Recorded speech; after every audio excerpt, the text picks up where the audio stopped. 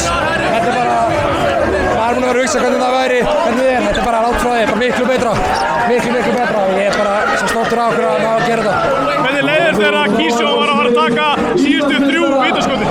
Ég bara, síðustu leiki, hann hefur ekki klukk og víti, bara í clutch time, þannig að ég hafði kvöld að trúa á hann.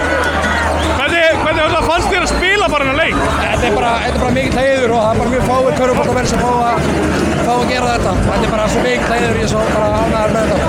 Hvað svona hefur Pavel gert til að bara hjálpa þér í vetur? Hann er bara búinn að setja fullt trú á mér og við erum bara búin að vera inn að staða sem lið. Já, hann hefur fullt trú á mér.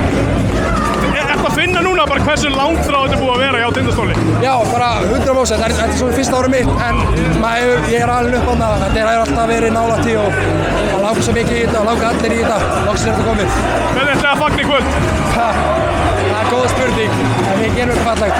Takk fyrir.